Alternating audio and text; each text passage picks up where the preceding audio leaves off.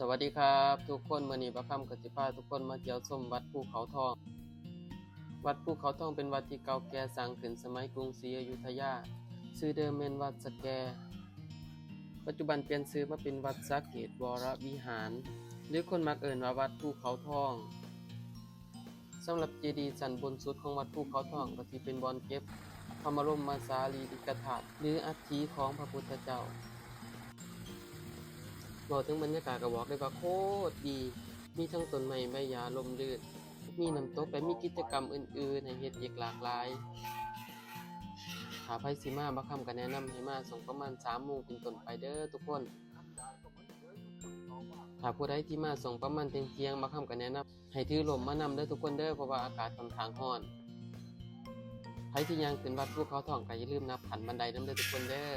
ตั้งแต่บักค่ำมาอยู่กรุงเทพก็มาวัดภูเขาทองประมาณ 2-3 เทื่อแล้วเนาะทุกคน แต่ว่าบักค่ำก็บ่เคยนับขันบันไดสำเร็จจักเทื่อนับไปบ่กี่ขันบักค่ำก็ลืม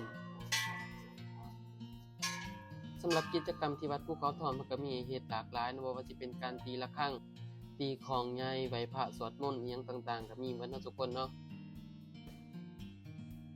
สำหรับค่าเข้าชมวัดสำหรับคนไทยก็แม่นฟรีเด้อทุกคนแต่ว่าสำหรับชาวต่างชาติเพิ่นก็สิเก็บค่าเข้าชมคนละ100 บาท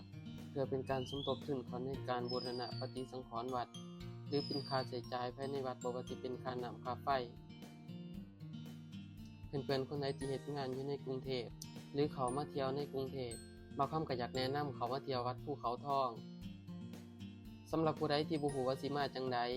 ก็สามารถเข้าไปเสิร์ชเบิ่งใน Google Maps ได้เด้อทุกคนเด้อเขียนชื่อวัดภูเขาทองหรือวัดสะเกษวรวิหารสำหรับมื้อนี้บ่าวคำก็ได้มาไหว้พระขอพรขอให้ชีวิตอยู่เย็นเป็นสุข